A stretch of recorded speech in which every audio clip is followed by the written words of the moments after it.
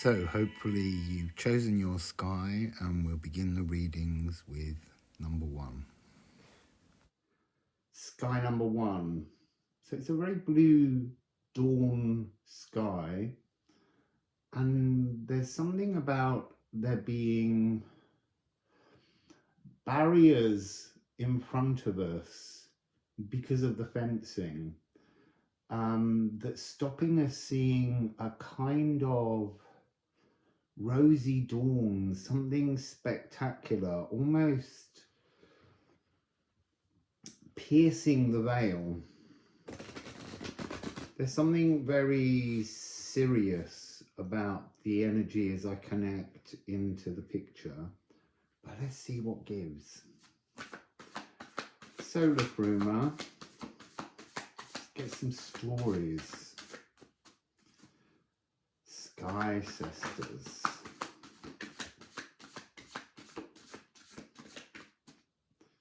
So there's this card here, Brom. That I was going to say I'm having trouble getting hold of it. and that's about sweeping aside something, and it's coming with a sweeping exploration is being offered, a chance to go in and explore something unknown and unseen. But it's something that comes, it's like almost standing and looking at a rising energy and not quite knowing or feeling, well, somehow that it's safe to explore. And then you're just gonna get caught in this energy, and all of a sudden there's like a whoosh, and you're going to be pushed really quickly to explore this energy. So let's get some ceramic Liffruma runes on that one.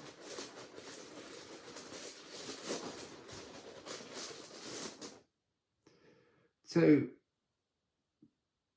this is 18 Björk. I was going to say Brom because it's coming on Brom. It's kind of like it's trying to emphasize this energy of a sweeping new beginning, but it's the desire to go inside. This exploration is a bit like a car wash. It's going to clean you down, something that you're going to be pushed into exploring. 773, which is a very changing energy, and then exploring something odd, something hidden. So there's something about being, possibly for some of you, in a meditative state. It doesn't feel like a dream state. It feels like an awakened exploration of something. And it's almost like there's a sense of you needing to prepare. So I'm getting this sense that something is opening, an energy is coming towards you from the sky, from the cosmos, and it's willing you to explore it, but there's an apprehension. It could be like a form of astral projection, but what I want to say is it's almost like a switch will click on this one. It's like you will be swept in, and this fear of somehow being disconnected from your body and not being able to return is the fear. It's just not true. You will return. Your life force remains anchored to your physical being by a thread. So I'm getting birch trees, a birch broom, a besom. So back to the cards. It's a glimpse. It's literally I don't know how long you'll stay in the state, but it's that energy of the great attractor. It's all and everything, a soup of potential. Anything is possible as a vision. There's something about this energy that will feel, I want to say incomplete, but I also want to say there's this real sense of almost like doors opening, you peeping inside, and then the door shutting, and you being left wanting more. It could be, it's like there's a sense of origin. So this is very starseed frequency. So glimpsing another existence, being instantly transported as these doors open, because there's something really rapid, really almost, you see, I want to say like an energetic tsunami, but it's not anything aggressive. It's completely ordinary in its moment. It's just got very rapid energy that will sweep through you. You will suddenly see from your eyes, and I really mean from your eyes. This isn't something in your head. It will be, you will suddenly see something other than where you're used to being. A switch clicking to show you another life. Now, it could be a life that you've already led, but this life is, in terms of linear time, it's a long time in the future. What can you tell us about this place? I mean, is it serious? Is it something that takes place somewhere around Sirius? It's definitely got, so night, it's like, it's got something energetically of water. So it might be, you might do this consciousness hop anywhere, but there's something about being near a body of water that somehow will assist you. So if you can go out into the natural world and find a body of water and sit with that body of water and feel the energy of that water. Is it a closed, still body? Is it a rolling body? I get this sense that the sea, if you can get to the sea, will act differently. There's something about a salt water body that goes in with that alchemical process of cardinal. It's mutable. It's a mutable salt. Or is it fixed? That's interesting, because what they're showing me is it will deliver a cardinal understanding or confusion. But it's a mutable energy as the doors open, then it fixes closed. So they're showing me all of those energies, but it's the salt's presence that somehow crystallizes and vibrates the experience to make it materialize within your body. And so it's got something to do with understanding a calm. There's something about the place you're going to peep into. So they're showing me the clock in Coventry of Lady Godiva, and how as she comes around naked on her horse, the small model, peeping Tom peeps out and then pops back in. It's a glimpse. It's a glimpse of something else to give you the sensation of a life without darkness. I don't mean that you're somewhere where the sun never sets. It's more the darkness of this, that this physical world contains. It wants to remind you of a much more distant alternative in which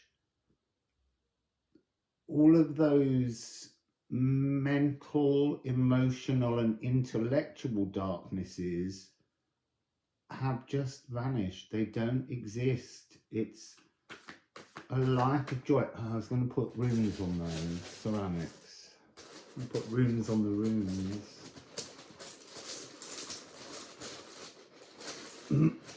So Gununga Gap.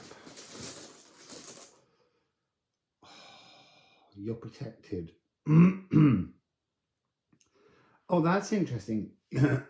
You're protected, but so is that place and that space. That's why you're only allowed to glimpse, because it's a place of such calm that our current physical embodiment can almost disturb the energy frequency of everything. So while you have this glimpse, you're being contained so that you don't infect this future beauty that you may have already lived. Rune time soup. So with this card, I want to say that this is Yor, and that's the world serpent. It's a destiny point. It's a moment. It is in your future. It is, for some, it's like a return to a place. So you've been there before, but it's trying to remind you of it because it's somewhere you're going to return to. But there's something about, at the moment, you're currently not allowed in. There's your life force, this energy here, if you took these two lines off, is sigil, your life force. But while you're in this physical body, you carry distortions that are not allowed to be in this future glimpse. And there's something here about the Eeyore being the serpent biting its own tail. Again, it's that message of when you leave the physical here, you will let go of the tail and become a clearer consciousness. And it is a glimpse of a future life. And as I said, you may have already been there. You may feel energies from this place, but it's a reminder to have a future focus rather than a past focus. So actually trying to define your spiritual being as by what it will be, it could be next incarnation. It feels very close, but a very distant and protected space.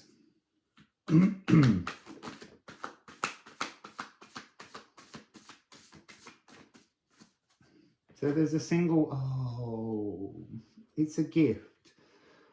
Your sky sisters, and they feel very extraterrestrial. Your sky sisters are generously offering you a glimpse, a reminder, a comfort of something that you have forgotten.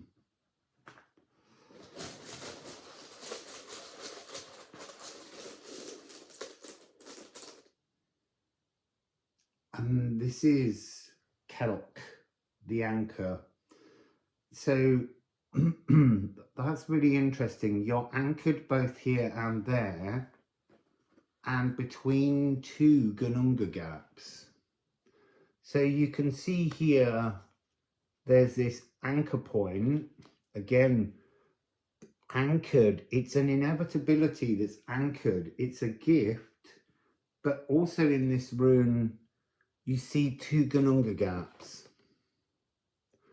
So it's like you're in Wanganunga Gap.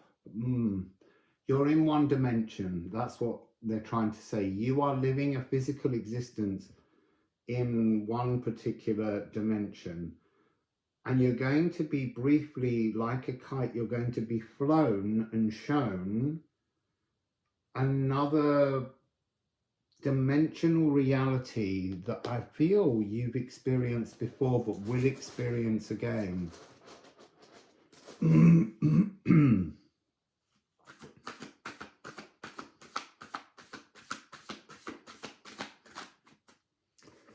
Interesting. This is Feo. This is about being hemmed in and penned in. There's something about this, an inability to explore fully the potentiality of a future life. Remembering it from the wrong direction, remembering it from a past energy, but they're trying to say that this place that you've been to and will return to has changed. But this is that fencing that's in the image at the beginning. This is that thing where it's almost I want to say you feel imprisoned. You're not imprisoned. You feel trapped here in this world, but there's some lesson in your physical existence here that is part of anchoring you to a new potential in the future, but you've got to experience that transformation.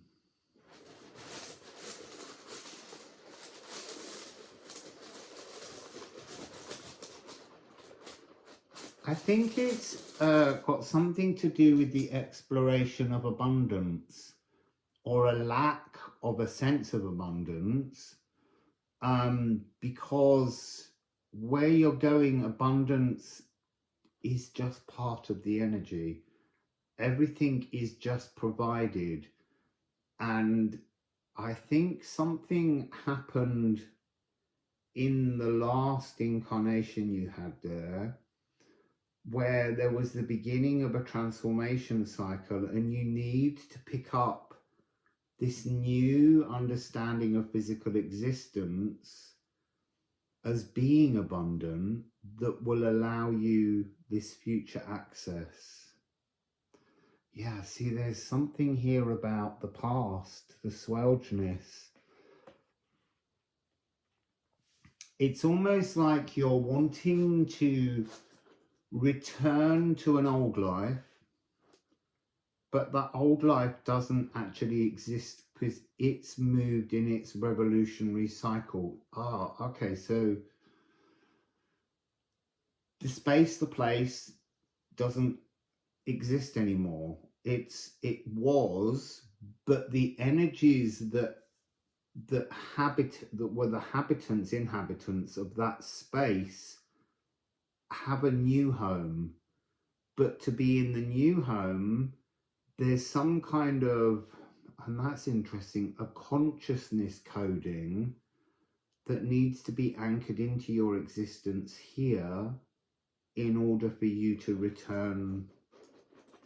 I want to say home because it's among a frequency of others that is home. It's a familiarity of family, but not in the same place. It's migrated. I was pulling at that and I haven't got a card for it, but it's interesting because it's troth. So there's something in this energy where you had to have this East consciousness, you had to have this physical existence in order for this family of souls to be together. They all had to go in search of a new component to exist in this new space.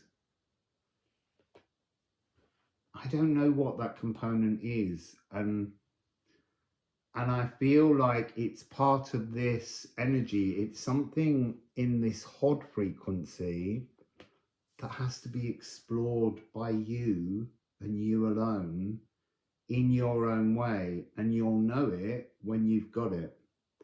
But it does relate to a lack of wealth or abundance. It has something to do with an acceptance of the flow of abundance.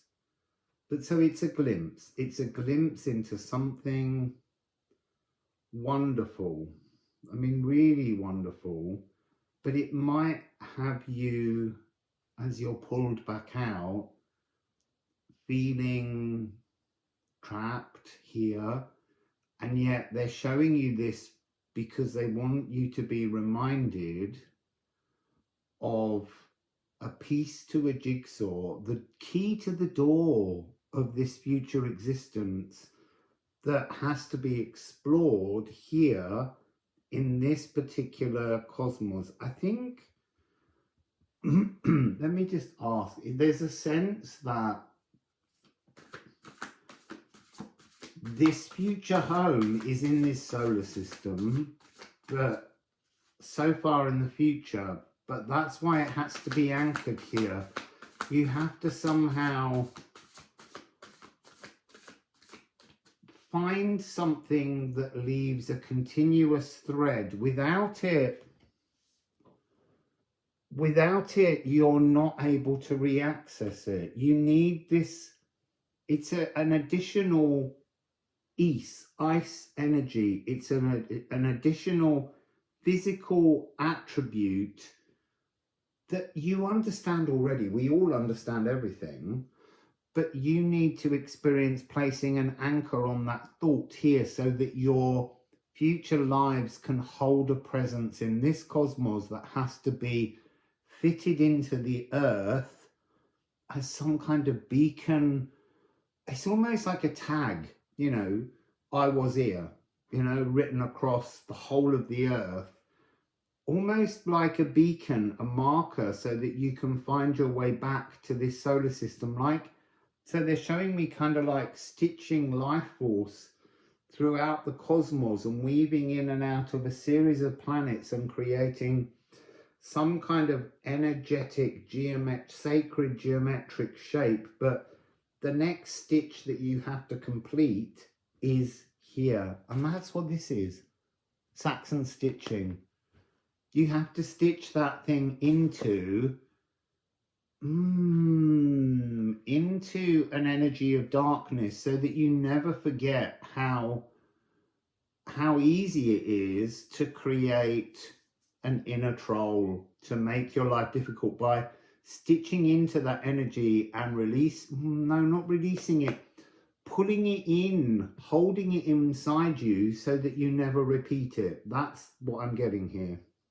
So that's Sky Sisters 1. If you want to join in the Healing Oracle fun, then visit liffruma.com, where you can purchase your own copy of the deck. Wassail.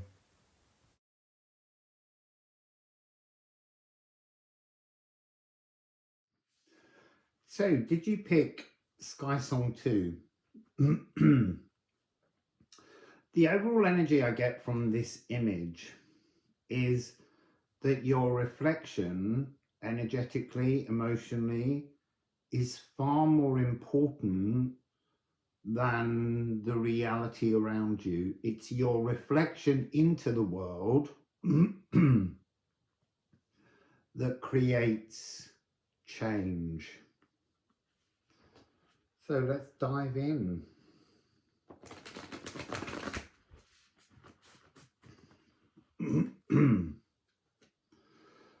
So Sky Song 2.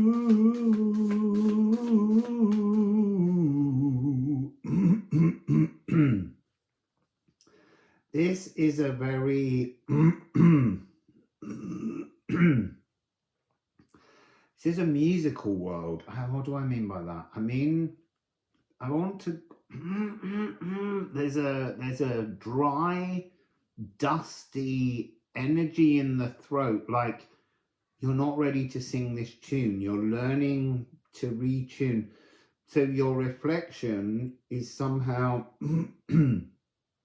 not melodic enough, and that's what you're working on, retuning your reflection.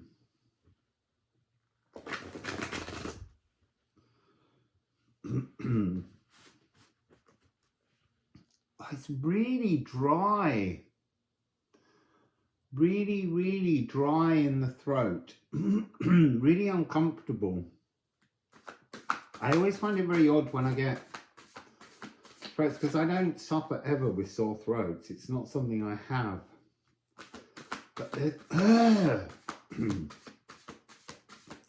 that's so uncomfortable. So it begins with a single rune U, and it has the mirror, this reflection.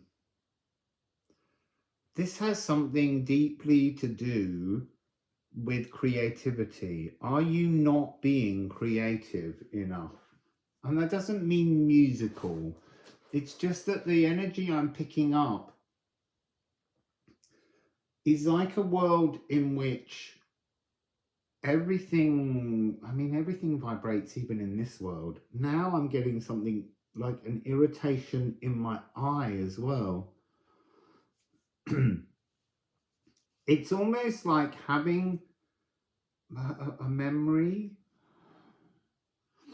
of a space where everything sings. And what do I mean by that? Everything has vibrations. I'm hearing kind of gamelan bells coming from frequencies, everything having harmonious tuning within this space.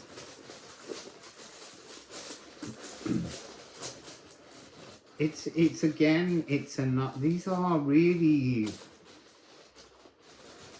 distant galaxy stories, quite clearly. So here you have smelt tear. So there's something here.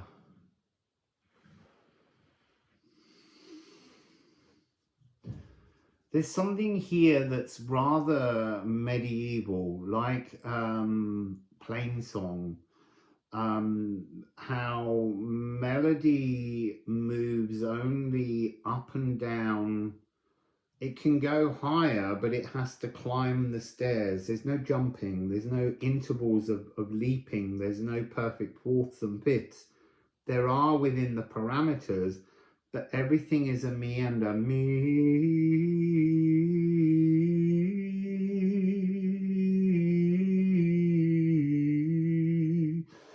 So there's something fluid. And they're showing me like a walk amongst this realm space that's the song of compassion. And that's interesting. It's not a song of forgiveness. It's just compassion for all life. Whatever this realm is, this space, it feels not inside this galaxy. This is something somewhere else.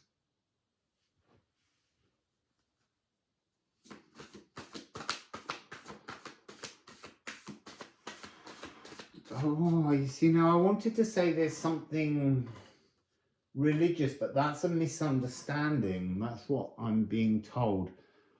It's a state of compassionate being and a space.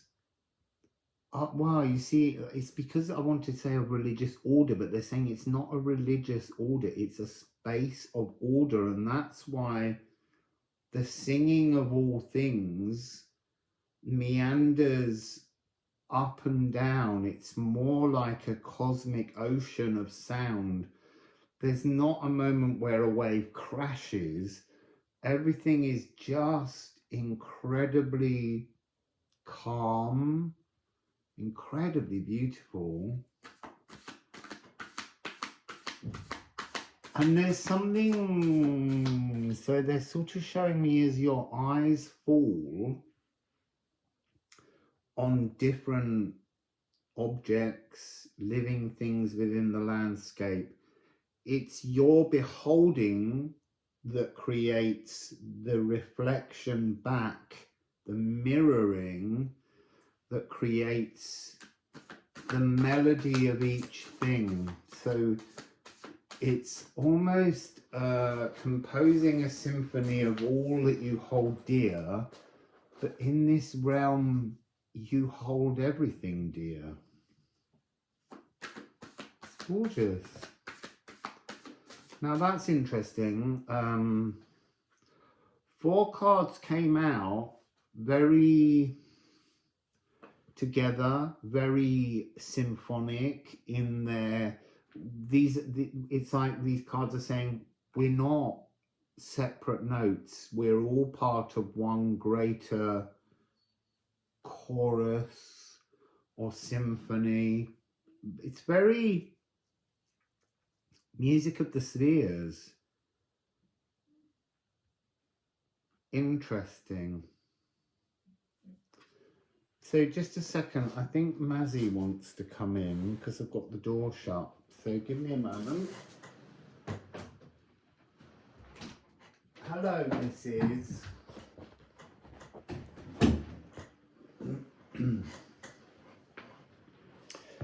Hello, Mrs. Are you sitting in the sun now?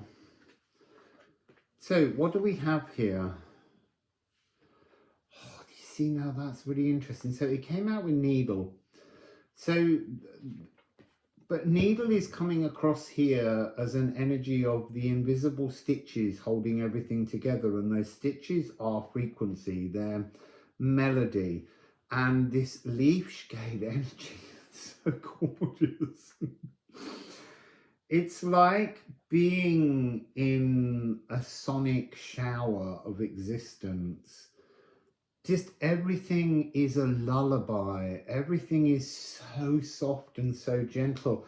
And this you, this reflection of you, is one part of the whole, but acknowledging that you are part of an orchestra of life. And then these two came out this way, and it's really interesting. They're coming out as, oh, you see, they were coming out as something different. So they were coming out as this notion that this is not a testing place. This is not a place where there's a discord. There's no sense of awkwardness. This is just an energy of absolute joy and beauty.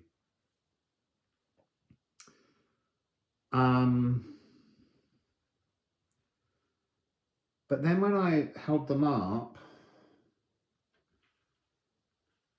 there was this other energy that came through as a kind of glimpse of the review part, this hengetru frequency. It's like being part of a suspended cord, but there's something within this energy where it feels very much like a space. Like I have this thing which is called the Singing Caves, and they're like a life review, but they're not a test. They're like a purifying place. They're a space where sound heals. They're a space where, you know, groups of souls go together, and they wait in the astral and in the spirit realm until the correct collection of people is there to have some kind of life review. But it's not a test. It's merely, it's almost like going and watching a film of your lives together. And it's such a beautiful, mending, calming, comforting space. But as you watch those really tense and difficult moments that we experience in life, the moments of utter grief or loneliness, it's like you see it as a comedy. This group, this collective will laugh and giggle because now you are being revealed into this wonderful, gentle, melodic shower of frequencies that is the greater symphony. It's almost like going and discovering that your favorite album had a missing track, and now you get to hear that missing track, and now the whole album seems completely in a new, you see it in a completely with new eyes. It's so transformed. It's definitely a non-physical existence. This is a complete consciousness. It's almost like going back through the veil, meeting again with those you loved, those you lost. But there's so much. It's not laughter, but it is the energy of laughter. But laughter would be too distorting, but it's an amusement. It's to be amused, to be inspired by amusement. And it's a review. It's a review of life, but it's not a test. We all passed. That's the point. At this point, in whatever these singing caves are, there seems to be those among you that went before you who have already experienced reviews of their own physical experiences. And I don't just mean here, I mean this is something that you do after every physical existence. It's really, they guide you, they act as guides. And I want to say that many people would say in this energy that it's an ancient lost art. It's not lost, you're just not meant to remember it. It's Liffruma. This energy is just, it's the frequency of love, cleansing all trauma, all existence. It's so beautiful. I wish I could explain the frequencies that I'm not hearing but knowing, because that's the frustrating thing with clairsentience. So this one here, you see now, I want to say that rune is now changing form. So it's 46. It's new. It's Was. It's the rising. But it's coming across as you enter. It's because it's transforming into this, but then this is turning into Bearer. It's like the runes are morphing in front of me. And so there is this sense of confusion and distortion, and that's why these, I want to say elders, but that's only because they've been dead longer and they've been in this realm experiencing many reviews of many different experiences and encounters within their life. And this energy of Liffruma is the source of all love. It's a source energy that is just pure, and it's completely forgiving. Nothing else exists in this clearinghouse. That's what it seems to be, or a restorative space. So this is Anguilla. This is the Death Knell History Bell. This is almost the melodies that are chiming, the bell-like sounds. There's rocks and crystals singing tunes to transform, to clean, to cleanse the soul before its next journey. And look, for most of us, time doesn't exist there. We're out of time. It's non-linear, but you will all be there to experience reviews with others. And then we have Wakand. It's interesting that there's something here about the animal kingdom, creatures that you see, I wanted to say that you've owned, that you've shared an existence with, pets, but also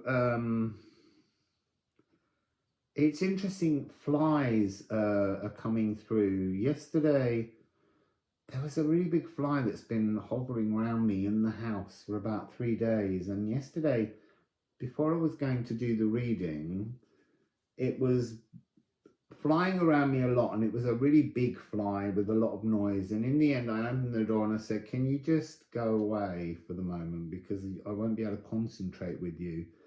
And it flew out the door, and I shut the door. Then it reappeared over there with the door shut. So there's something here about also the you see, I was going to say your pets are watching you through the eyes of other things, but it's actually, it's ancestors as well. It's loved ones. This is a realm in which the departed can witness aspects of your life, because it's all being recorded somehow in the Akashic records. It's like a kind of spirit surveillance going on around you. So, and that is just the most perfect ending.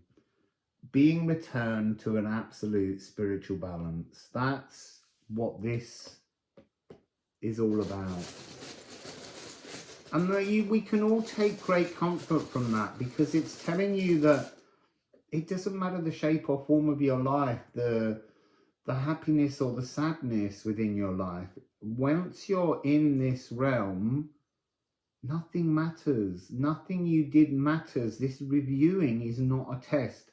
We think life is a test, and yet when you get to this stage in spirit, nothing is a test. It's all just something you went through. And there's not any sense here that, there's not a sense like you were sent on a task. Yeah, we are. We all come down and incarnate with something to do. But if you don't do that thing that you thought you could, they're not bothered. Because they know enough about life to know that the physical existence is a very easy place to get lost in. And it's just this energy of comfort.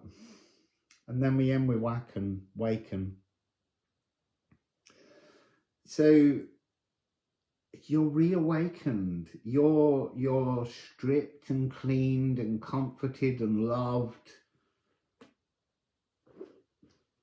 by everything in this realm. Those you've lived with, those you've loved with, those you've hated, they're all there loving you again.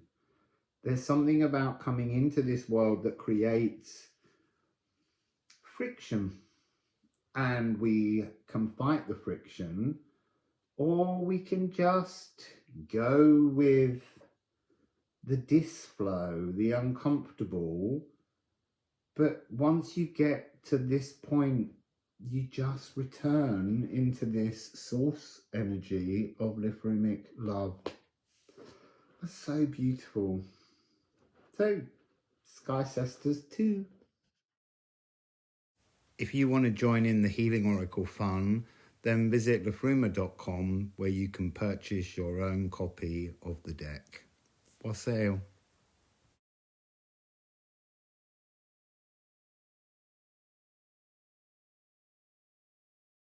Did you pick Sky Song 3? So this is a beautiful, beautiful sky. A sunset that was in Normandy in France. And it was a golden moment that was very brief.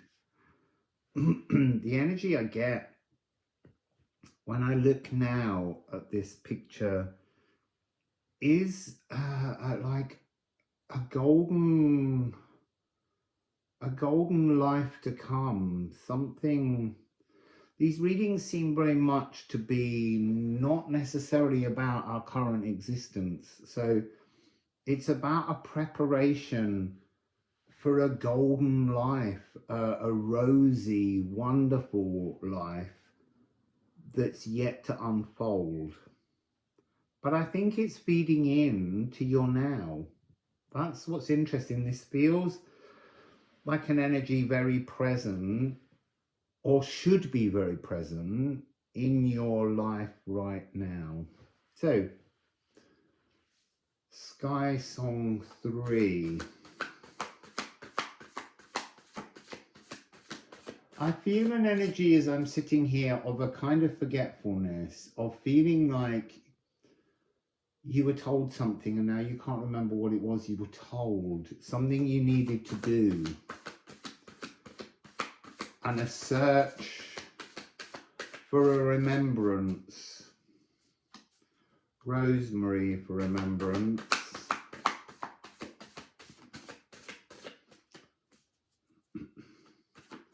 It's almost like the deck itself is kind of saying,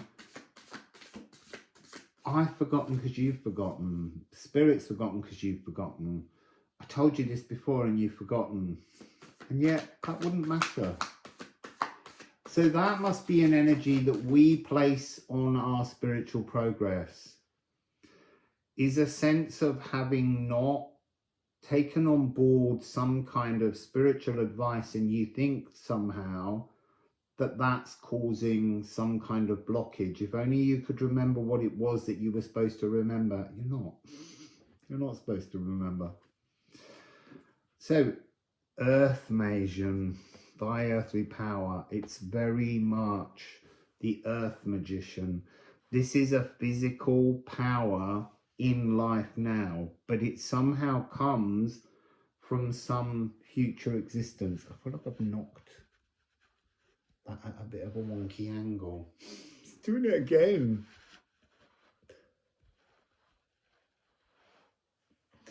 So, this is the oldest, or very old, sacred cycle frequency of being present, I'm going to get a rune on just that to start. It feels very much like the opening frequency. I want to say it's almost like burying yourself in a hole or being lost in a pit, and yet it doesn't exist. It's like a quarry that you've dug yourself into, and you're questioning how to get out of this quarry, and yet all around the quarry there are the most beautiful blossoms, sort of telling you that your very existence creates the way to get yourself free from anything. So 30, Aether, Feor, wormholes, directions. You need somehow to connect to some kind of spirit tunnel. The spirit tunnels feel as though they're attached all over you, all these different dimensional doorways, because the Earth Magian is a remembrance of earthly power. Look, so there's this sense I'm getting of ghosts. Now, ghosts can take many forms. They can be memories, they can be physical echoes, they can be energetic remembrances, they can be souls of the dead. The whole world is full of spirit. Everything has a spirit in it, and it contains backstories, memories, and they are everywhere. They're connected into all of your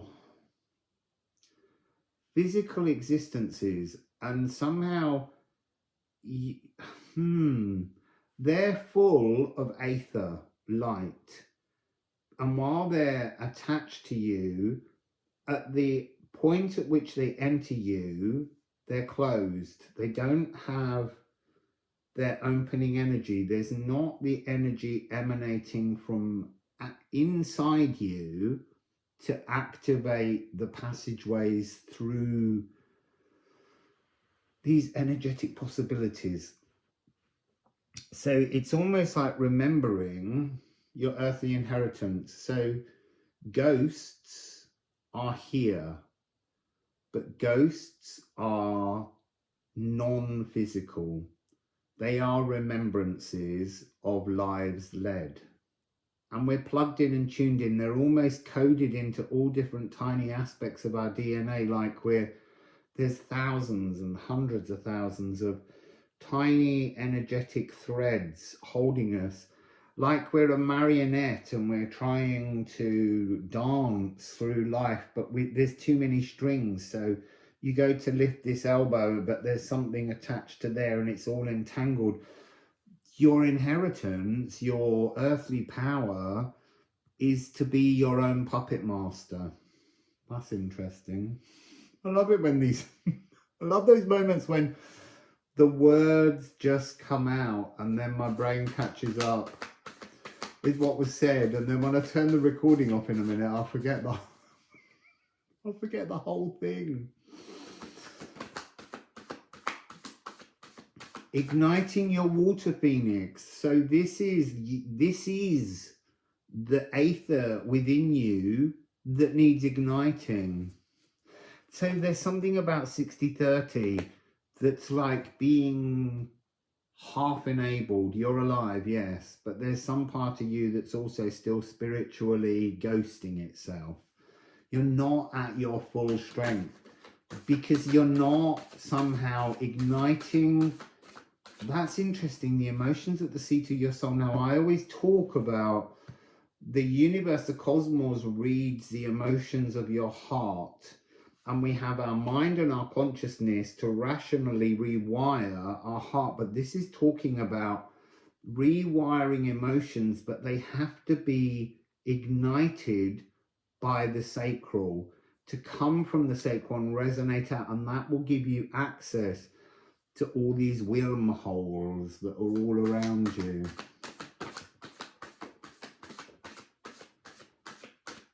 So you don't trust yourself, you don't trust the cosmos. So we have the cosmic doubt, Condal, and we have Hod. You don't trust what you can't see. There's a fear.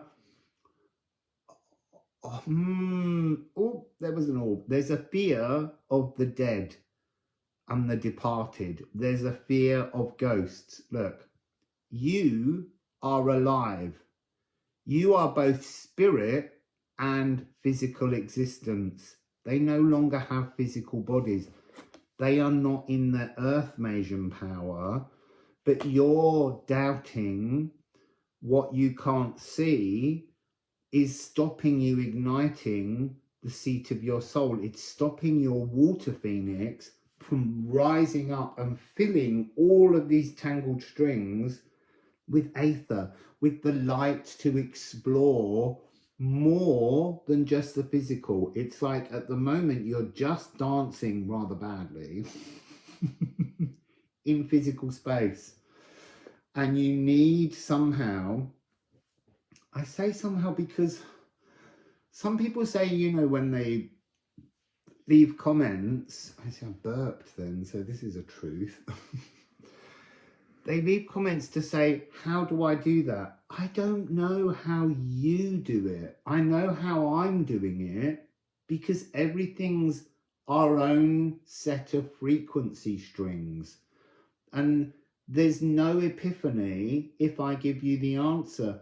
You have to find your own solution. This is just giving you a direction in which to consider how to break free. Oh, so 2244 with the divine 9 is talking about it's your divine purpose to spark your connection to, and they're showing me these wormhole strings are reaching out into stars that then reach threads into other galaxies. It's a vast, vast musical cosmic energy, but it begins here. Almost that your sacral, your mind and your emotions are the conductor of your dance of life. And it's interesting, it's saying, do you want the dance macabre to be the puppet master, or do you want to be the conductor of your own ballet? Let's get some ceramics on that.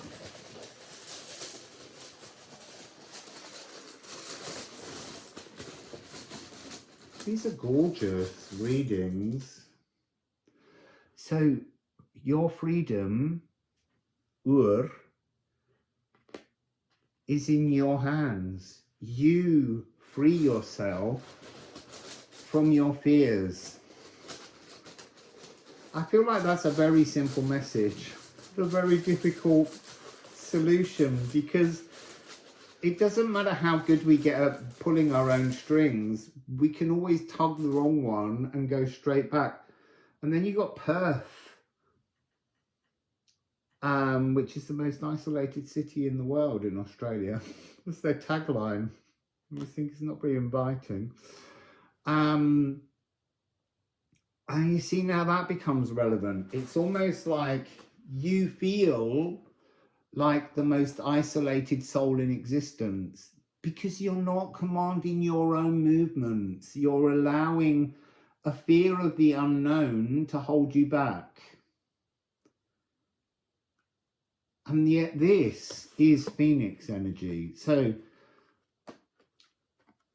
there's something here about a Phoenix crown. So you can look at, and that's what I was saying. You want the solutions. You want me to coronate you, or some other reader or some other spiritual guide in the physical to give you your crown, to coronate you into your, oh, and you've got both water and fire Phoenix. This is like your water Phoenix ignites your aether. It makes you shine. But the point about the Phoenix crown is it's not something that someone else puts on your head. A Phoenix crown is something you earn yourself. You create your earthly power by how you resonate and how you move your light and your love through the world. That's the importance of the Phoenix crown.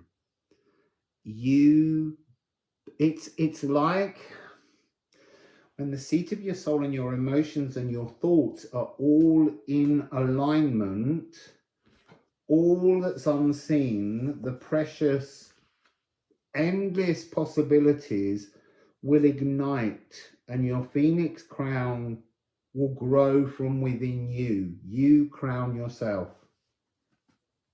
I was going to get another room. Sorry, I get a bit excited by that one. Ah, it's a lovely energy to be in. I'm sorry. I'm enjoying it. You create your own movement. Horse. You are, look, it's like Do you want another to lead your horse to the water? It can lead you on your horse to the water, but you can't make the horse drink the water. It's your choice to drink from the wells of joy that you most think suit you, and that's what ignites both your water meadow water phoenix and your cosmic fire phoenix. It's almost like this sacral energy comes on as a water phoenix first of all, and that begins to feed into an emotional aether language, and once that language is being reflected into the cosmos, this phoenix crown will rise up into the distant corners of the whole cosmos. So, a little bit of an end. Oh, I think that is exactly the end. Rippian, maturity. Take responsibility for your own coronation. Don't expect another to place a crown on your head, because it's a false crown. So we must all grow generously wise. Sublime things improve with time. Your crown is that sublime thing, your phoenix coronation that you create. So wisdom leaves. So often wisdom leaves us at the bottom of the quarry because we're fearful of the unseen. Embrace the possibilities that you create. You are living. You have the power in the physical, not the dead. And don't, even with your dead loved ones, assume they have more power. They may have more wisdom because they're dead. But you have more power because you're alive. And how alive do you want to be? Oh, it's your birthright. And that's exactly it. The physical birthright of being in the physical world is your current birthright. Look, you'll be dead a long time. Live your life. Live it in your fullest power. It is a very spiritual energy, but it's an energy that's also physical. The dead are only spiritual energy. This is more power. This, being alive in the physical realm, is the ultimate power. Crown yourself in your phoenix frequency. It's a beautiful message. If you want to join in the Healing Oracle fun, then visit liffruma.com, where you can purchase your own copy of the deck. Wassail.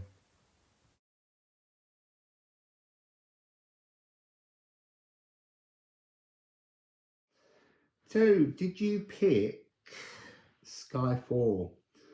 When I sit and look at the energy of this, it feels like the sky itself is being torn open to reveal a glimpse of light. And it's got this wonderful sacral empowering energy.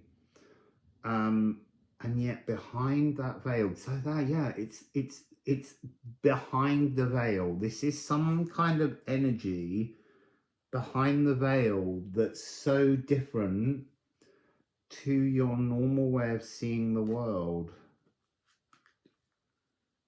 And there's something about it ripping through the shadows.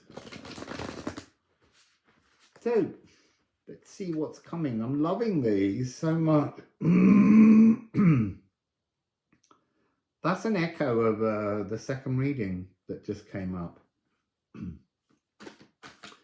not saying you need to go back and look at it. I'm saying, why are you not watching all of these? That's interesting. So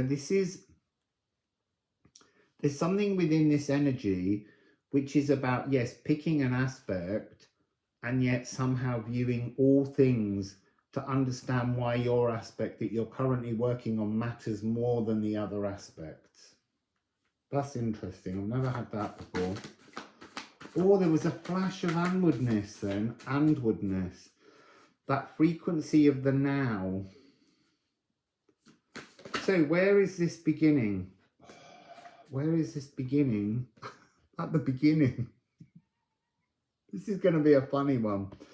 There's humour in this. And then we have vain, but actually that's wrong.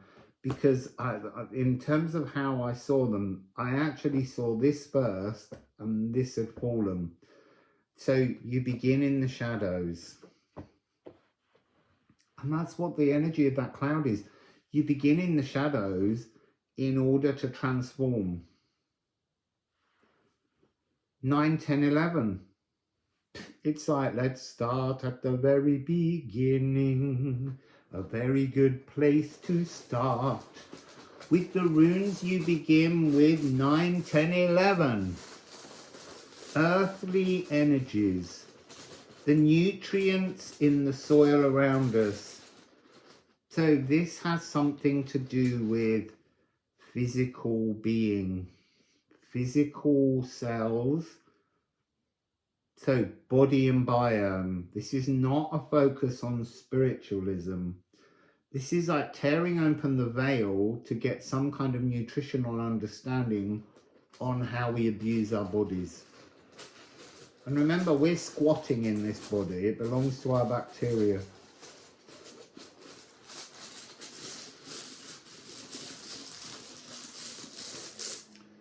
I let them all just dribble through my hands until one was left.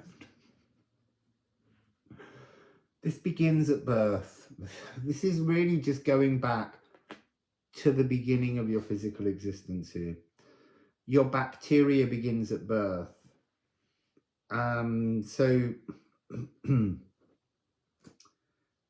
there's part of it is that bacteria is a maternal line inheritance from mother to grandmother. As you come through and you're birthed, you're given bacterias to make your life easier.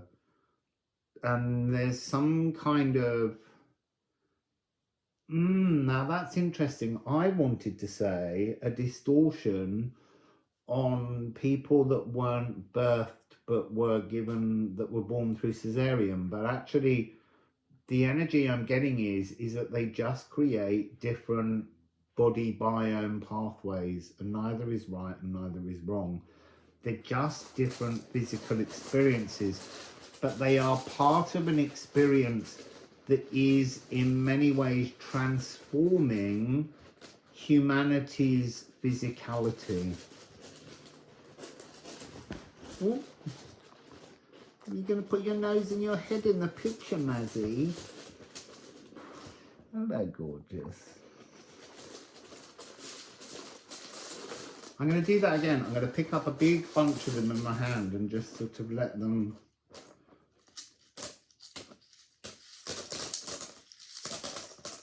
So this is something about, that's interesting, filtering your biome.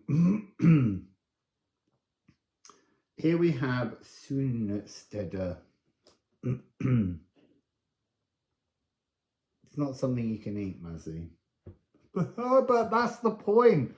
It's all about what you eat. It's all about nutrition. Thank you for helping people understand their message. So yes, this is all about what you eat, the choices of what you eat, listening to your body, listening to your biome. Do you eat when you're hungry, or do you eat when you just feel a bit low? You know, do you eat on a time clock, breakfast, lunch and dinner? Do you sometimes, you know, eat when you don't need to? What are you eating? Are there transformations that you need to make? Are there changes to your diet that you're not observing? That's the frequency here.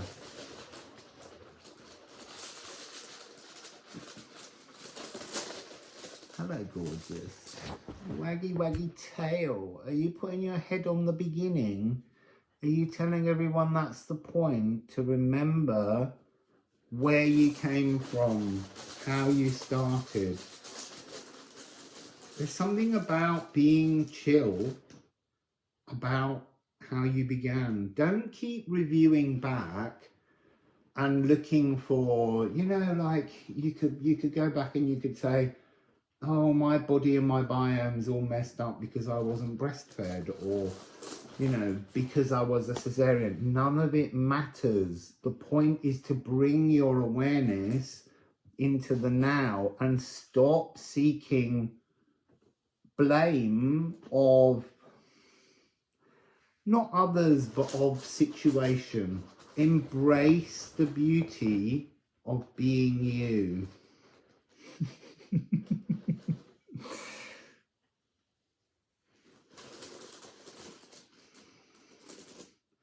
Oh, embrace the beauty of being you. Change. Look, this is Liffruma. Are you chilling into the moment? So here, this rune is this stripped back and in the energy of just pure love. There are nutrients inside all the shadows of the existence you feel harmed you. So the message here is that somehow your thoughts, you're seeking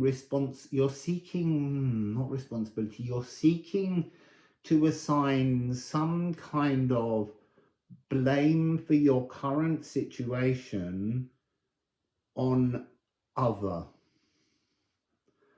And yet you really just need to take responsibility for yourself right now. You need to come into your now moment and just go, it's time for me to transform me.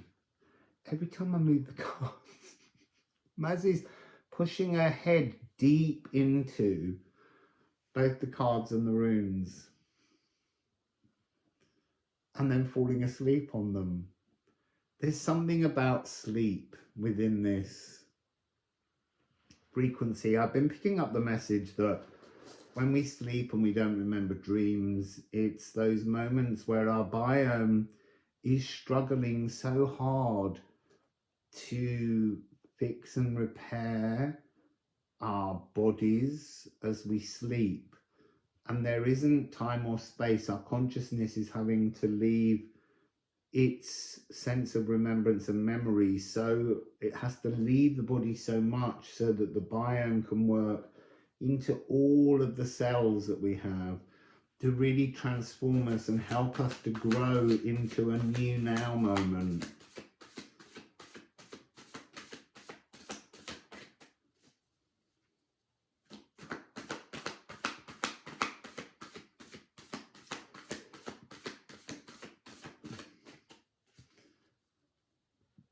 So here we have man, but it flew out and it landed very much upside down, which ordinarily it's something where we keep replaying a signal over and over again that's not allowing us our space within humankind. We're not allowing ourselves to resonate into the collective. The fact that it came out upside down is giving this sense of like a megaphone. It's almost like playing an old gramophone, and those big old horns is your new fixed, healed biome and body rejuvenating and singing an energy out into the world.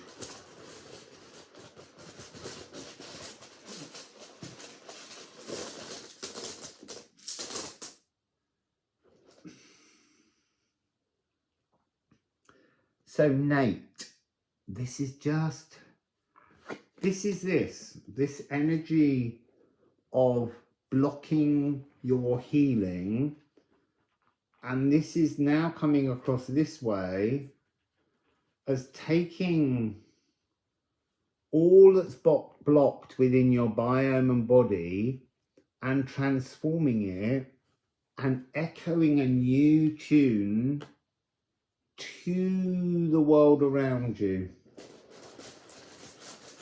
No more inner trolling. So, inner trolling through food. There's a real food issues here. Controlling of food.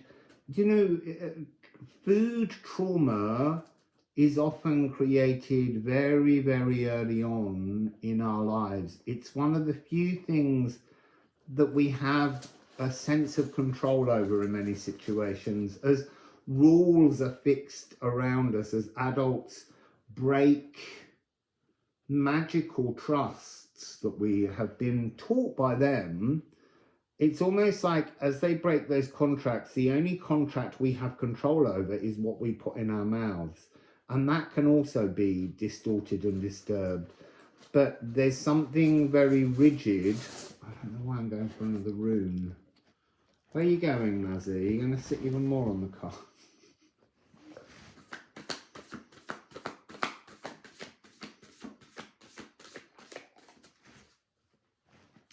Hagal. This is, so the ice of hailstones that hits us and hurts, it's weathering through this. I want to say there's something about this external skin disorders, eczemas and things like that, are being caused by some kind of biomic distortion through food. It's a real review of what you eat, what you put in your body. Oh yeah, look. They both came out upside down, but what they're actually talking about is the psychology of what you put into your vessel.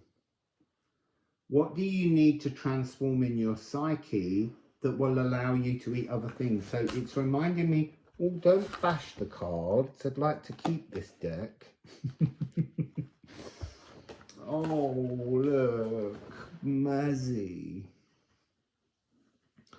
She's actually hassling me much too early to be taken for a little stroll up the East Hill.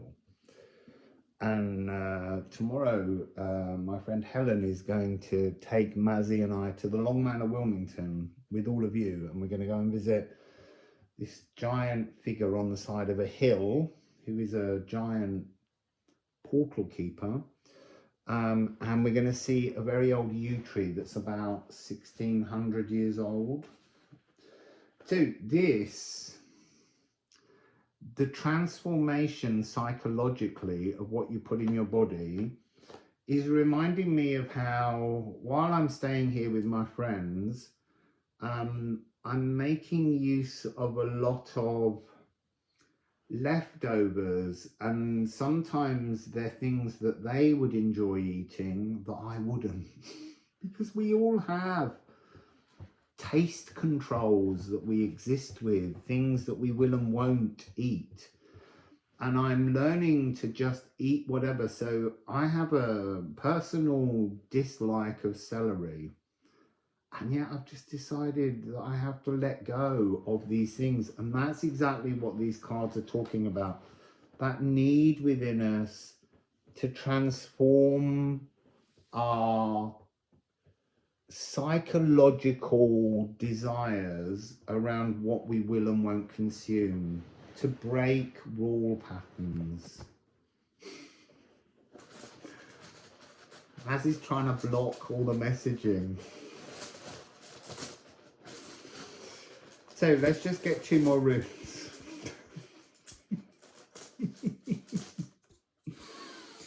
Oh, look, so fascinating. We end with where we began, and also with static. 12. So it's 12 is cells open and ready for new instruction, and that's exactly what you've got here. You began at birth, and then you formed a whole series of difficult and restrictive energies around consuming things. And that doesn't mean not consuming, it could be over consuming, but this is about resetting the psychology of what you put in your vessel. It's time to begin new thoughts around what you consume and what you eat. There's a sense that some foods no longer give you pleasure that they once gave you. So have a go at thinking and listening and working with your body and biome. Ready? Remember, ready. Remember, it's mind and spirit separate to body and biome. It's not mind, body and spirit. That's a distortion in itself that's not acknowledging body in its truest form as a separate physical cellular entity that belongs to the world. All your cells belong to the earth. Your consciousness belongs to the cosmos. And this is the point in life when we're birthed, when we interact with ourselves. Begin a new thought process, begin a new life, transform things in how you eat and live, and your well-being will improve. So that's your message. If you want to join in the Healing Oracle fun, then visit liffruma.com where you can purchase your own copy of the deck. Wassail.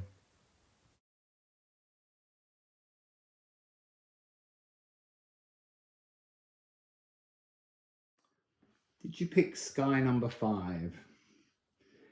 So when I look into sky number 5, it's in St Leonard's on Sea, which is part of Hastings but was once a separate town. And I am usually, I've lived more in St Leonard's on Sea than I have in Hastings, but it's all just called Hastings.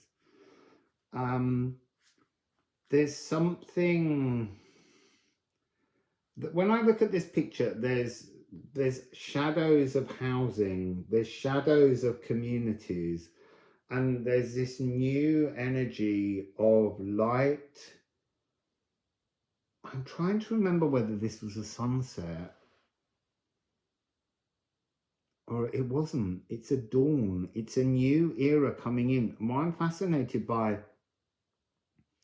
is the segments of the clouds rolling in from the light to have this wonderful mercurial blue, mutable energy of transformation.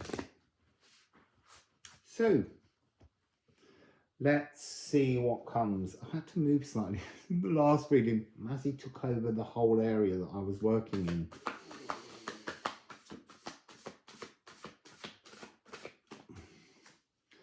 So, sky number 5. Stop. That's what's coming across. Angular. Stop. Pause. Wait. There's something here about resistance. What are you being resistant to? Let's get a ceramic.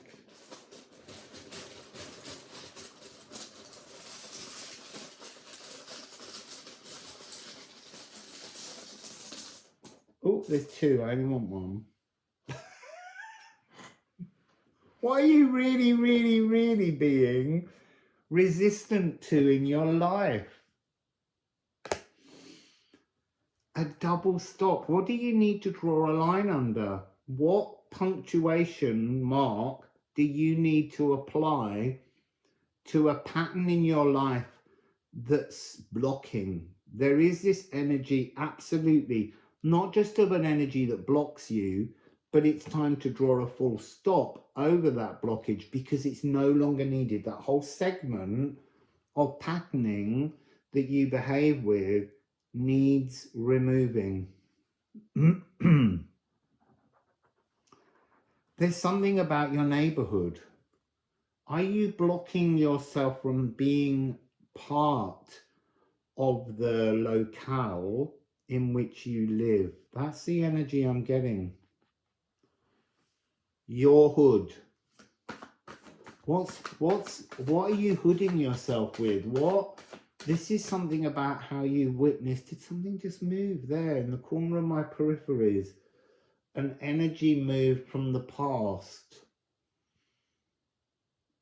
And then there was a glimpse of something in the distance over there, like the shining light, like this dawn energy. There's a battle going on between dawn rising and dawn being stopped. We have the water meadow, Ing. There's something about where you live that feels, I was going to say shadowy, just as all the light went down. I was like, I don't want to say shadowy because I don't want to put a notion in your head that can become a self-fulfilling prophecy, but I think it already has. That's the point. You fear something in your neighborhood that's kind of blocking your dawn, your energy, your greeting of the day. It could be there's something of a perceived shadow that you're imposing in the area you live in. It's making me think of how I used to live on one of the, it was supposedly the 6th most dangerous housing estate in the country. And when I read that statistic, I didn't understand it at all, because I found my experience of living there absolutely joyful. And it's the same wherever I go. When I'm told that somewhere is to be feared, I just kind of think, but it's where I live. I'm not going to be afraid to exist where I live. I'm here and I don't feel threatened. And as a consequence, in most places I've lived, I've always created communication with people in my neighborhood. You know, a simple hello. There's something about hiding in the shadows because you fear the shadows of where you live. I'm not saying go out and put yourself in danger, but there's something about you're creating a darkness that's almost engulfing you. And as I say, I don't like to create a notion through a reading that can become a self-fulfilling prophecy, but I think this already is. I think you've made it a self-fulfilling prophecy. So this is Rippian. So this is about maturing, but there's something here in this energy where your current perception of your existence in life is blocking your maturity. Some kind of transformation is required to create new energy in which to be alive and be in your own space. So what else? How can we look at this? What other message is coming in with this story?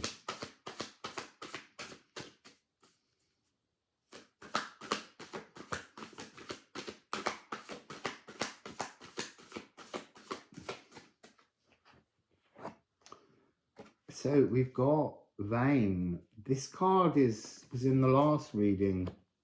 It's a card of transformation. It's a card of filtering down things. It's a card of, it's like having some kind of contract, a living contract, but the living contract has been created by you being fed and written and overwritten by the voices of others around you. And there's something about striking out clauses within this self-created contract of what you can and can't do. You're trying to filter down the energy until you get down to the whole point of everything, which is to brave out life. It's not to be frightened of life. Look, I'm not saying people don't live in difficult areas, but even in difficult spaces, we can find ways to reach our energy forwards and embrace something new. So let's get,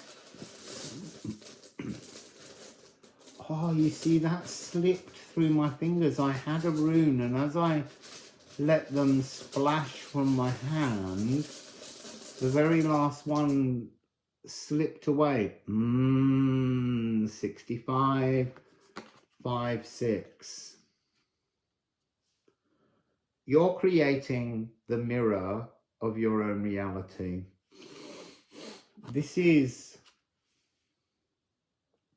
Witchcraft. This is the elder energy, the mature energy of Rippian. This is how to achieve it. You have to allow yourself to let the light, the joy, the love into the shadows of those around you. Those people we point fingers at, I don't, but the people around you who point fingers at others and say that's a bad person, I think it's time for you to actually investigate what you really believe about somebody else. Is it colored by the views of others, or is it something you actually know about somebody? And those things that you actually know about those people around you that are considered, see, I wanted to say miscreants, but it is just, that's an opinion. Try and see inside the truth of somebody else's lack of opportunity, or, you know, energies across their pathway that have created this frequency that is scaring others, and try and find an elder, grounded, compassionate way of, I don't want to say forgiving them, forgiving yourself for having perceived them in that way. Give them, I see that now, I'm seeing this. I don't know why I've just done that with my hands, but this is the energy of Psyche. This is for me personally, this is the energy of taking something human and applying a kind of deification of perception to how you witness others. I guess it's a message of stop allowing others' judgments to colour your judgments of others, and look within inside everyone for some kind of compassion to understand other people's particular journeys that have led them to their particular way of being.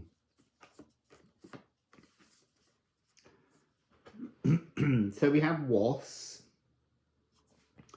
this impassioned energy rising up, compassion, impassion, an impassioned compassion for everything around you.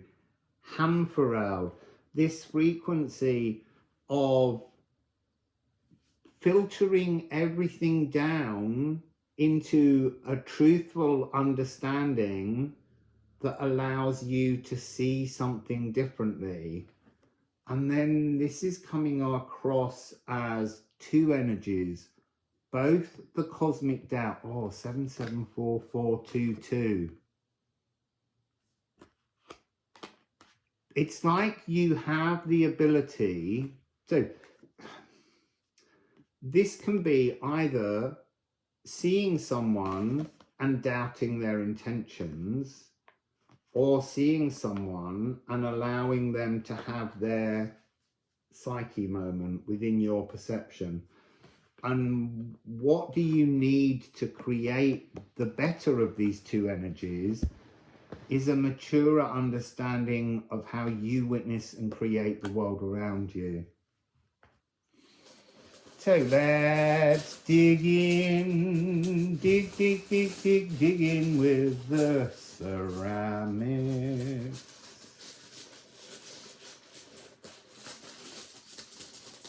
I'm being told to say that you're thinking it's too much of a mountain to climb and why should I bother?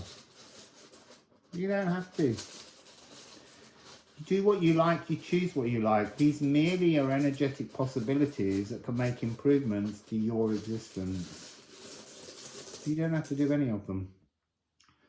So, Wendhorn, unbinding the way in which you perceive yourself and the world around you will allow a new energy to rise through you and create this glittering Bifrost, the journey home. Look, you're already home. It's how you perceive energetically the world around you that's colouring your life. That's the thing.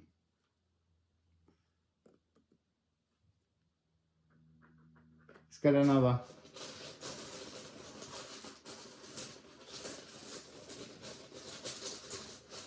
I want to say there's some kind of ghost of experience that is colouring the way you think of the world, but I want to ask you whether that ghost of some kind of traumatic experience happened to you or another. Is it something that's a second-hand story being told to you, or is it something that genuinely happened to you? And then we have Perth. So this is the cosmic surge. This is the energy of this in its correct form, not in its distorted form, where you just keep projecting an ever bigger ulcer into the world around you. This is the point at which you transform that energy. You reach for the true fruits of in the world and in the environment around you. You witness the beauty of the space around you, and then that will transform your life within situ. Oh, I keep going to shuffle the runes rather than shuffling the ceramics. Oh, that's interesting. I've got one court as well. So, it's because this card is choices. So the choice is, do you keep projecting Hertecker? Do you keep projecting heartache into your now moment? Or do you project Ophilogu? Do you understand that your compassion, your understanding of others mirrors back into your world? The more you witness the shadows of figures around you, the more your world fills with painful, stabbing, serpentined thread fangs, digging in and hurting you, making you wish to hide from the world around you. Or do you go with that energy, the Ophilogu, the mantle of magic, the energy of, and again, of psyches, a deification of the human soul, the allowing each person the chance to soar into their own energy, which will rise your own water phoenix, fire phoenix. This story keeps repeating itself. The piece that you need to see people in that Ophilogu is to see yourself in a maturer form, being in your own power. You might have to just watch. I don't know which one it was. It might have been the one I just did. So let's get a little ending to your story here.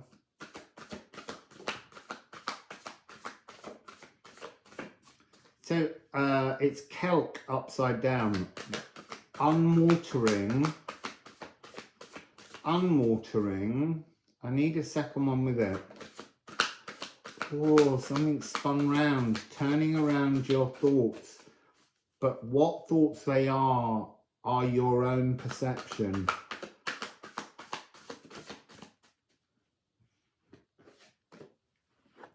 So kelk, upside down, unanchoring your old thought process, unanchoring this stopping of everything so that the wheel can begin to turn. It's interesting that you've got this and the Wendhorn.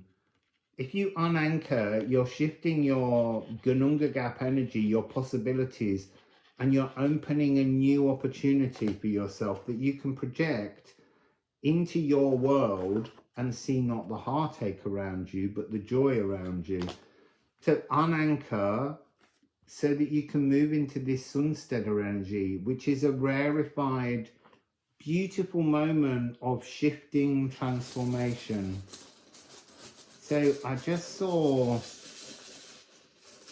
I don't know how to describe it, but I just witnessed, I would call it like a fairy energy, a sprite, carrying this tail into this rarefied frequency. So this is candle, which is the reverse, the other side of this. It's the other key to the door, Hod Baldur. The idea of Hod is the unseen. Hod represents the darkness. Hod represents the shadows, and Baldur the light. You have to unanchor from the shadows. This candle is burnt down, and it's time to reignite a maturer candle so that you see the world around you differently. And then Sunsteader.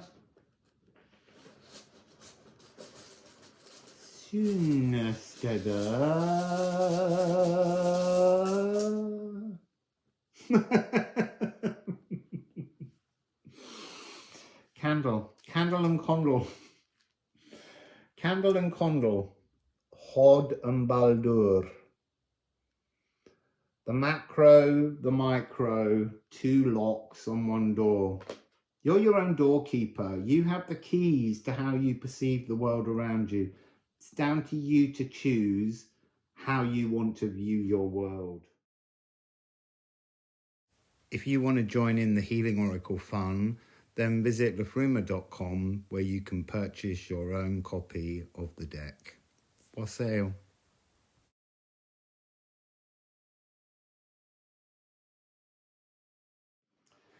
So, did you pick sky number 6? So, this is a very orange image, and there are 3 figures, friends of mine, and there's a real energy of joyful celebration. But there's also there's an energy within the lagoon, the cosmic ocean, of something sticky and molassesy, just kind of like an oil slick energy, and it feels like you've been in that frequency of something sticky for a very long time, and now you're beginning to bring back the joy and the pleasures and the laughter. There's a real sense, I'm picking up Leo primarily, but then my brain's thinking of Sagittarius and Aries, but it's almost like it's a new fixing of a passionate fire within you. It's no longer, I mean, I would say there was a mutability about it, but that's absent. And the cardinal energy is almost so distant now that you don't remember it.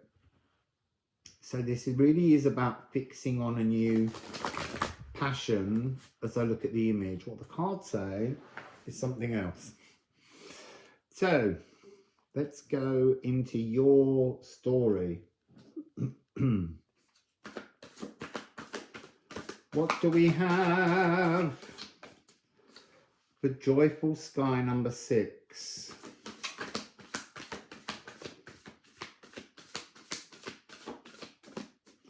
So stuck, as I talked about the molasses, is 12. The static needs, you're still reviewing them. How long are you going to do this? How long are you going to keep reviewing things? Down here is a card facing down. I feel like I don't want to look at it yet. I feel like I need to put runes on this 12-12. This is feeling very much like a spiritual cul-de-sac, a belief that you have of absolute spiritual fact, actually being something that's keeping you suspended and stuck in the molasses and not able to witness the incoming pleasures.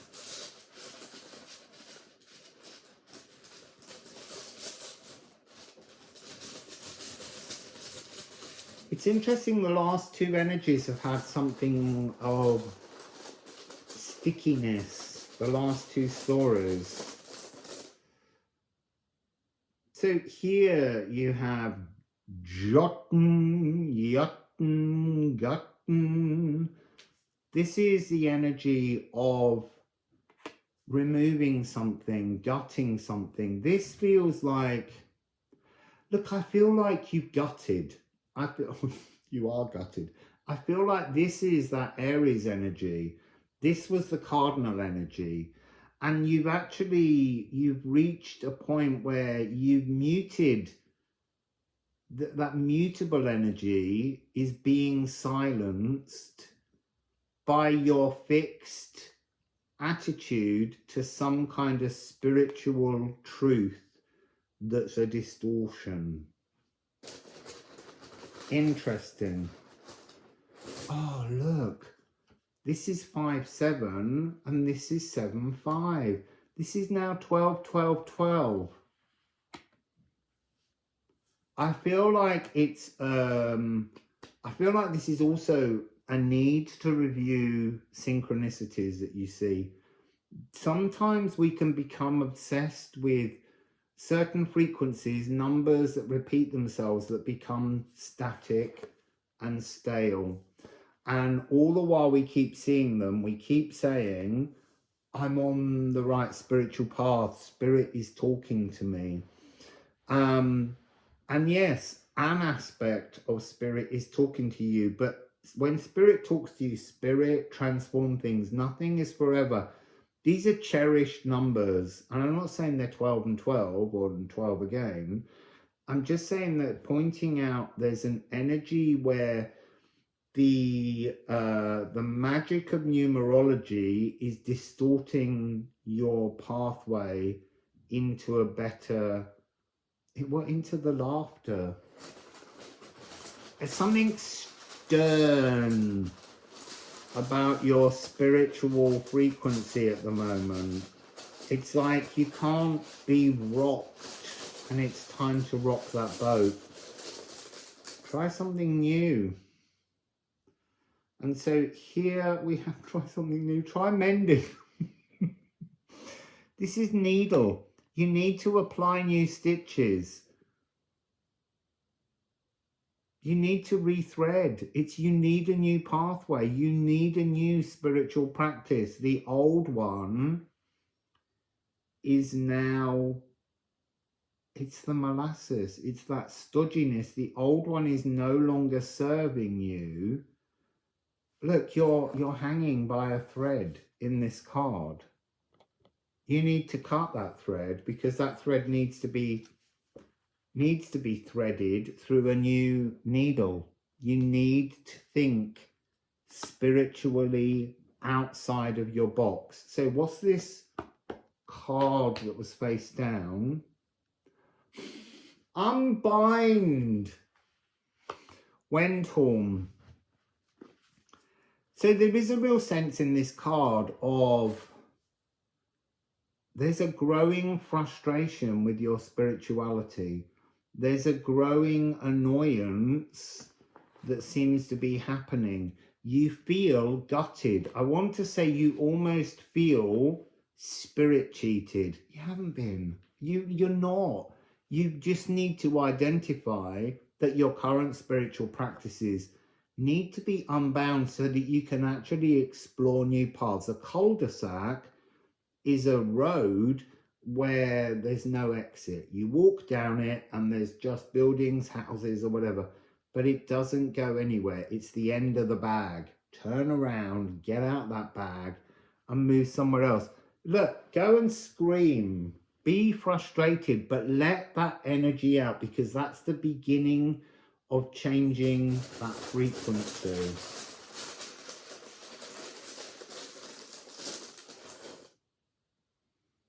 And then you have elks. Spirit's almost there waiting for you. That's interesting. So they're showing me a shadow elk, which was the old journey. You were bitten by spirit. So you've got a spiritual addiction that's almost become a dirty habit. And now there's a new spirit hidden within the unbinding. Interesting.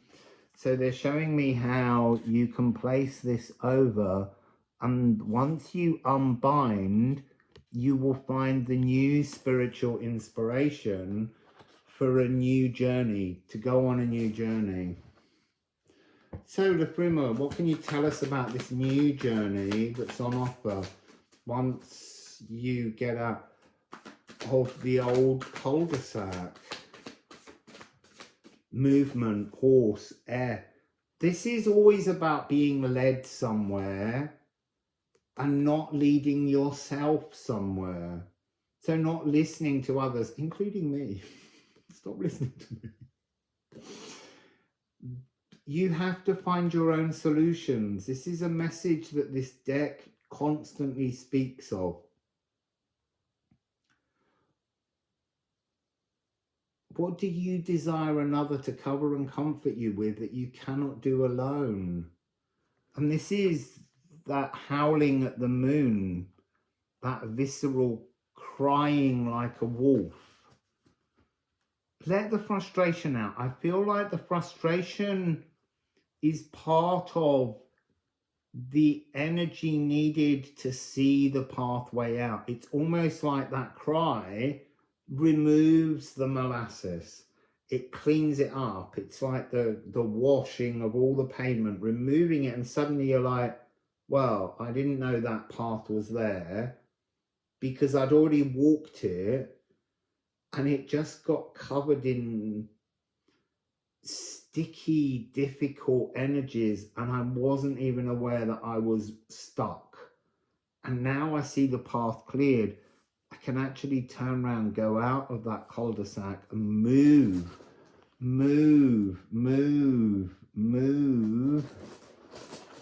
in a new direction.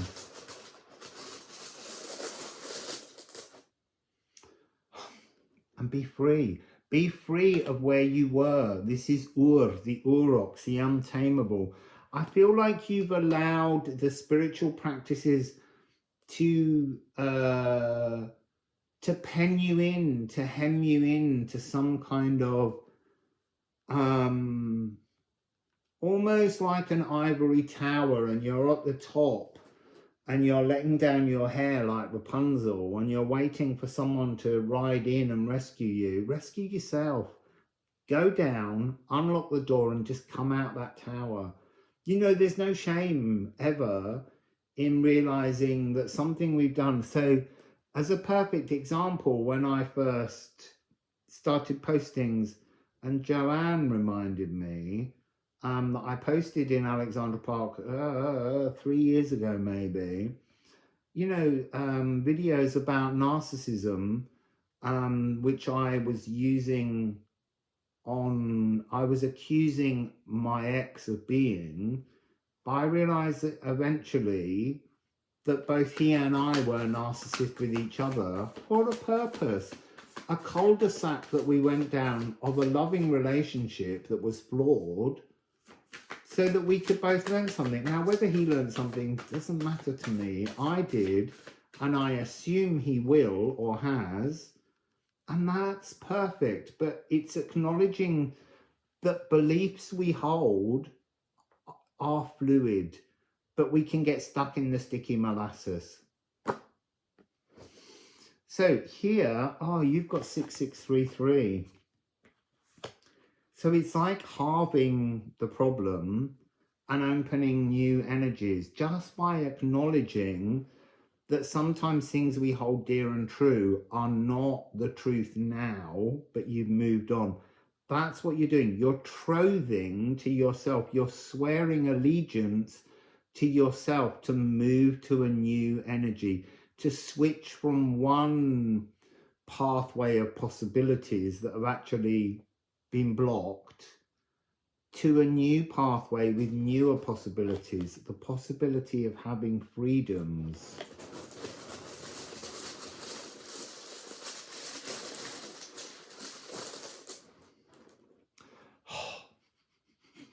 So, I just said 66 and 33, and then the Rune 66 has come out. Oh, it's difficult. Let me hold it up that way on that side, and then you'll be able to see it. You hold the solutions to your needs. Your needs here at the beginning need gutting, have been gutted. This is that 12, 12, 12. That's a very rigid frequency that awaits some divine input. 6633 is 99. That is the divine power number that can release you, but you just have to let it release you. You have to acknowledge that you can move on from this static. You can pour. Oh, that's what it is. You see, look, that rune's very difficult to see in this light. Currently, your molecules and your body and your consciousness are all open, and they were being filled with the energy from this Gununga gap. And it's time to acknowledge the need to transform and fill your body with the energy from a new philosophical, spiritual Gununga gap that you led yourself to, not that somebody else showed you. So what else? That is so beautiful. When you move, you go into your flow. This is a 13 frequency. This is 13 moons frequency. Flursa. Everything transforms. I want to say it's the energy of first blood. It's a ritual of moving into creative fertility.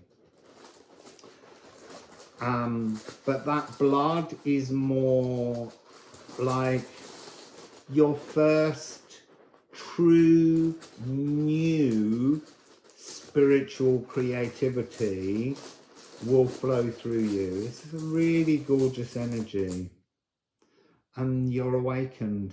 Oh, and that's 6-9, isn't it? So you're beginning now to get a divine purpose in the world around you. You're transforming everything. You're getting new creativity, but you have to let go of the old. You really have to recognize those parts of your spiritual practice that are no longer serving you. And I'm not saying they didn't serve you once. They did, but now they don't. And now you need to make pathways of your own. And here's the 3, the inner journey. You fear starting a new journey. You fear this will be thorny.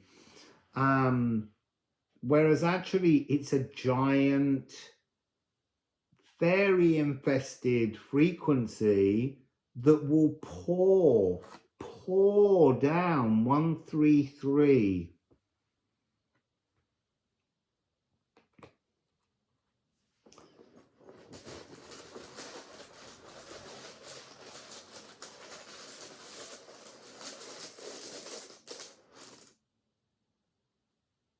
And then we have Tia. So this is the energy of transformation, of melting something down. I feel like there's something here about a shell around you, a spiritual shell around you, that's almost like metallic auric edges. And it's time to melt them, to let this new energy flow through you. There's the end of this thorn card, talks about dare you. Dare you do it. You're being dared. Right now, you're being dared to change your spiritual, I wanted to say confirmations, like being confirmed that they do in Anglican Christianity at least. A confirmation is like making a trove to a particular spirituality. And a trove is forever. Nothing's forever. It's time to transform, to move away from those energies of the past, the swelgeness. They're holding you back. They've got you trapped. They've got you caught. And yet, through that swelgeness is this energy of a new, the 13th moon, that 12, 12, 12 rigidity that's holding you here. And it's a 6 again. It's an exterior world thing. You just need to see through the past to this Wendhorn possibility, this 13th moon. It's there. Just reach for something new and allow yourself to transform your spiritual understandings, and you'll grow so creatively, so magically. Last rune. So beautiful. Another 6. 6, 6. We're 6, 0.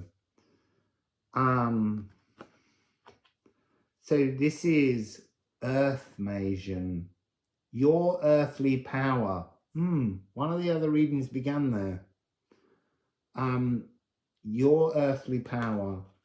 You're the one that seeds yourself. Oh, look, they're showing me this.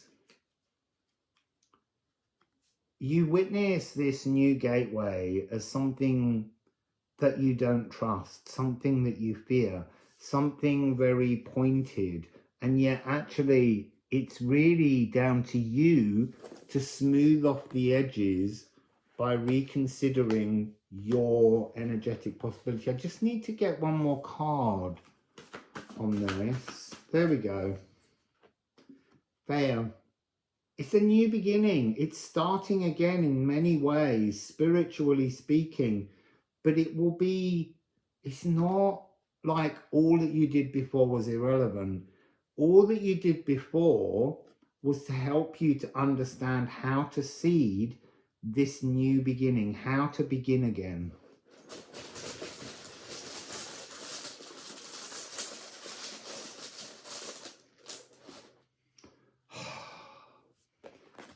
So back here when we talked about moving from one energetic Gununga gap to another, once you decide to reseed yourself, you get the Gaderung, the Gununga gap that opens to allow the flow of a new life into you. There is very much this energy of the elven light. So it's a very pure 13 moons frequency, loving frequency that you think you've experienced, but you haven't yet.